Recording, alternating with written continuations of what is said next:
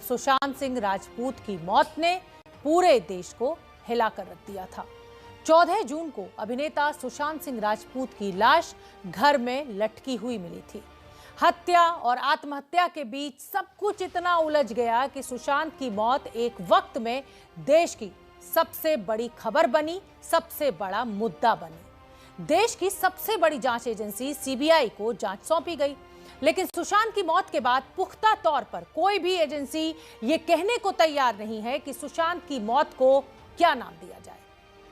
हत्या या आत्महत्या के बीच आज भी उलझी हुई है सुशांत की मौत की पहेली, और इसी पर पेश है खास पेशकश सुशांत की मौत का अर्ध सत्य। एक चेहरा जो आज मौजूद नहीं है, लेकिन उसकी यादें जहन में जिंदा है। एक आवाज जो चुप हो जाने के बावजूद हमेशा दिलों में गूंजती रहती है। एक ऐसी मुस्कुराहट जो मन में कभी न मिटने वाली छाप छोड़ गई है। वो नाम सुशांत सिंह राजपूत है। 34 साल की उम्र में बॉलीवुड के चमकते और उभरते हुए सितारे ने दुनिया को अलविदा कह दिया। उसकी मौत से पूरा देश सदमे में था, क्योंकि सुशांत में एक आम हिंदुस्तानी की झलक मिलती थी।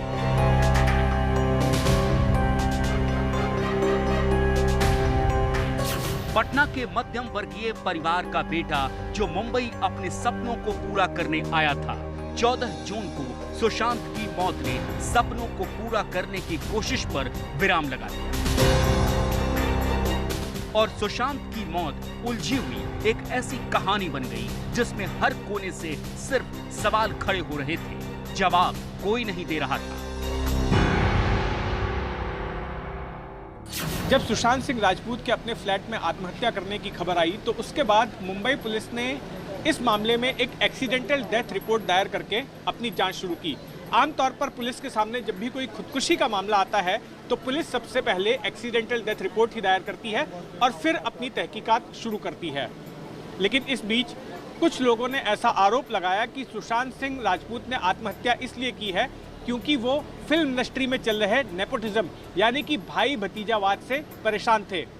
फिल्म इंडस्ट्री में हावी कुछ गैंग्स की वजह से उन्हें काम नहीं मिल रहा था और इस वजह से सुशांत सिंह राजपूत परेशान थे। इस तरह का आरोप लगाने वालों में फिल्म अभिनेत्री कंगना रनौत सबसे आगे थी।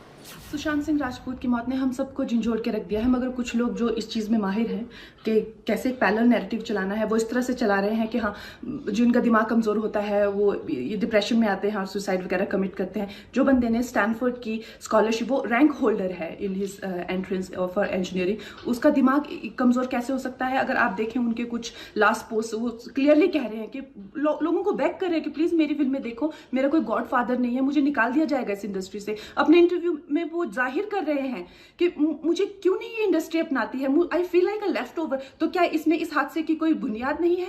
किस तरह से अगर किसी और स्टार किड ने इस तरह से 6-7 के साल के स्पैन में काय पोचे जैसे उनको कोई डेब्यू की कोई एक्नॉलेजमेंट, कोई अवार्ड नहीं मिला। नेपोटिज्म के आरोप लगने के बाद महाराष्ट्र के तत्कालीन गृह मंत्री अनिल देशमुख ने बयान दिया कि सुशांत के मौत के मामले की जांच इस एंगल से भी की जाएगी। फिर क्या था? मुंबई पुलिस ने इस मामले में एडीआर दर्ज कर हिंदी फिल्म जगत की कई नामी गिरामी हस्तियों को पूछताछ के लिए बुलाया, उनके बयान दर्ज किए। मुंबई के इसी बांद्रा पुलिस थाने के बाहर हर रोज मीडिया की भीड़ लगती थी, क्योंकि हर दिन कोई ना कोई बड़ी हस्ती मुंबई पुलिस के सामने पेश हो रही थी। ये सिलसिला कुछ हफ्तों तक चला, लेकिन उसके बाद भी सुशांत की आत्महत्या थी या हत्या, इस सवाल का जवाब अब तक नहीं मिला।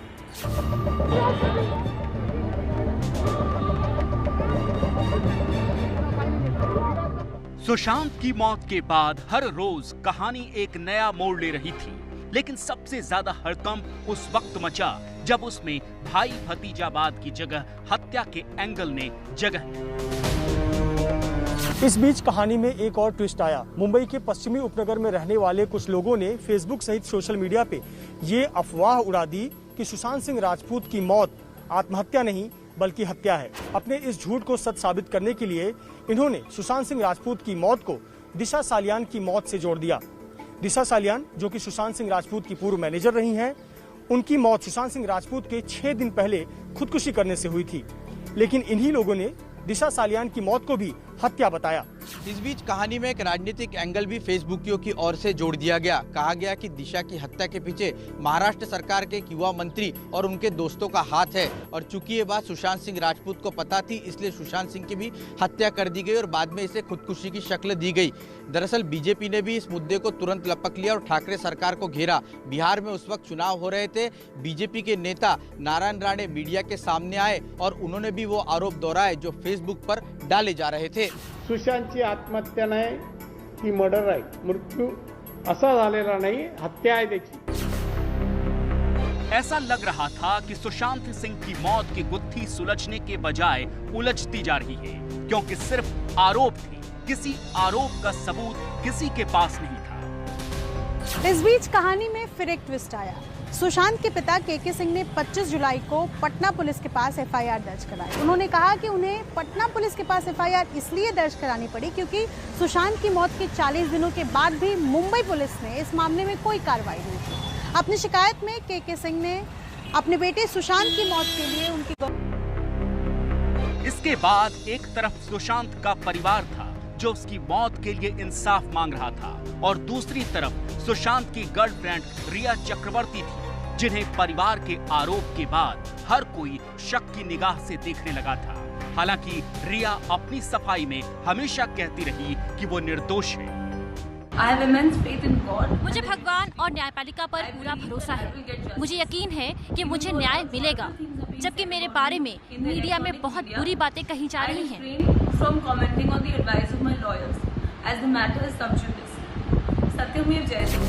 लेकिन सुशांत के पिता के एफआईआर कराने के बाद महाराष्ट्र बनाम बिहार शुरू हो गया। इस एफआईआर के बाद जो ड्रामा हुआ वो ऐतिहासिक था। देश ने दो राज्यों की पुलिस के बीच ऐसा टकराव पहले शायद ही कभी देखा हो। पटना पुलिस की 4 सदस्यीय टीम मुंबई पहुंची, लेकिन मुंबई पुलिस ने उसके साथ कोई सहयोग नहीं किया। उल्टा एक बार पटना के पुलिस कर्मियों को बदसलूकी झेलनी पड़ी। बात यहीं खत्म नहीं हुई।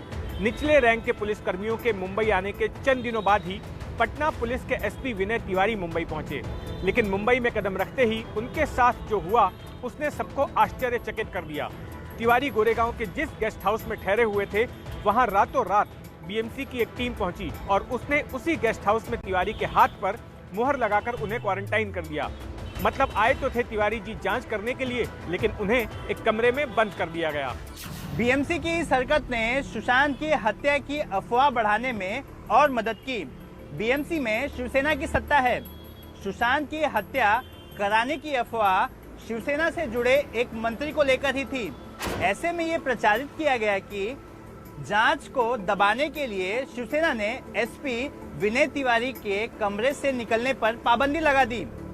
अपने एसपी के साथ हुए इस तरह के व्यवहार पर बिहार के तत्कालीन डीजीपी गुप्तेश्वर पांडे आग बबूला हुए और फिर बिहार सरकार ने मामले की जांच सीबीआई को सौंप दी। सुशांत के साथ जो भी मुंबई में हुआ और उसका बूढ़ा बीमार लाचार बाप यहाँ रहता है, और मैंने उस हताश निराश बूढ़े बाप जो मुंबई पुलिस के अनुसंधान से बिल्कुल ही हताश था, निराश था और उसको न्याय की उम्मीद नहीं थी, वो मेरे यहाँ आता है।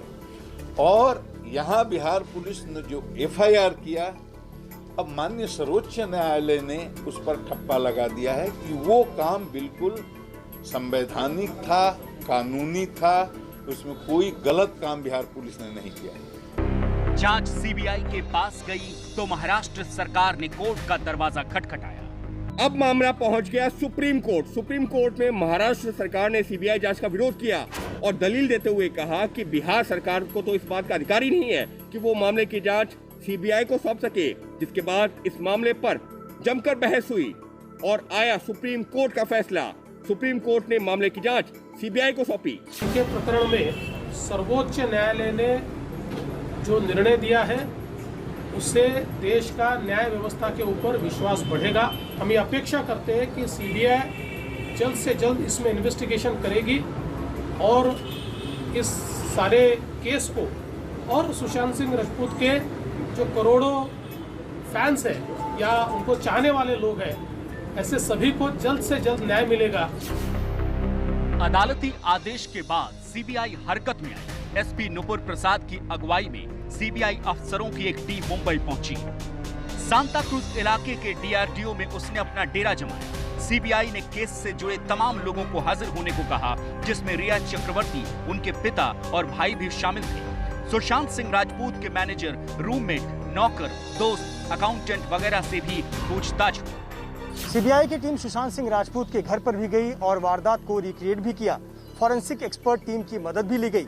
जिन डॉक्टरों ने सुशांत सिंह राजपूत का पोस्टमार्टम किया था, उनका बयान भी दर्ज किया गया। इतना ही नहीं, जिस वाटरस्टोन रिसोर्ट में सुशांत सिंह राजपूत ठहरे थे, सीबीआई की टीम ने वहां जाकर भी तहकीकात किया। साथ ही चूंकि कुछ लोगों ने इस मौत को दिशा सालियान की मौत से जोड़ा था, ऐसे पर सीबीआई की टीम ने दिशा सालियान की मौत पर भी नजर डाली। लेकिन इतने पर मामला रुका नहीं। सुशांत सिंह राजपूत मामले में प्रवर्तन निदेशालय ने भी एंट्री मारी। ईडी की शुरुआती जांच में जब सुशांत सिंह राजपूत के करीबियों के व्हाट्सएप चैट्स खंगाले गए तो सामने आया ड्रग्स का एक नया एंगल। ईडी ने इसकी पूरी जानकारी एनसीबी यानी नारकोटिक्स कंट्रोल ब्यूरो को दे दी और इसके बाद शुरू हुआ गिरफ्तारियों का सिलसिला। एनसीबी ने जब अपनी जांच शुरू की तो कुल 30 से ज्यादा लोगों को गिरफ्तार कर लिया, जिन पर ड्रग्स के सेवन और ड्रग्स के कारोबार से जुड़े होने का आरोप लगा। गिरफ्तार होने वालों में सुशांत की गर्लफ्रेंड रिया चक्रवर्ती और रिया का भाई शौविक भी थे। रिया ने एनसीबी को अपने बयान में बताया कि सुशांत सिंह राजपूत उनसे मिलने के पहले से ही नशे के आदी थे और उनके परिजन भी ड्रग्स का सेवन करते थे। तो इस तरह से कुल 5 जांच एजेंसियां इस पूरे मामले से जुड़ गईं। Mumbai police, Patna police, ED, NCB और सीबीआई। लेकिन सबकी निगाहें लगी हुई हैं सीबीआई के ऊपर कि आखिर सीबीआई ने अपनी जांच में क्या पाया। क्या सुशांत सिंह राजपूत की वाकई में हत्या की गई या फिर उन्होंने खुदकुशी की? आखिर यही काम तो दिया गया था सीबीआई को, लेकिन सीबीआई ने इस बारे में आधिकारिक तौर पर अब तक कुछ नहीं बताया है। बीजेपी के वे नेता भी खामोश हैं जो कि आरोप लगा रहे थे कि सुशांत सिंह राजपूत की हत्या की गई है। अब वे ये सवाल नहीं कर रहे कि सीबीआई इतने दिनों से सुशांत की मौत का सच क्यों छुपाए बैठी है। तो सुशांत की मौत मामले में तमाम थ्योरीज सामने आई। आपने हमारी ये रिपोर्ट देखी और कुल मिलाकर बात निकल कर ये आई कि सुशांत की मौत के 1 साल बाद भी जांच एजेंसियों के हाथ खाली हैं और सुशांत की मौत की गुत्थी अभी तक अनसुलझी है।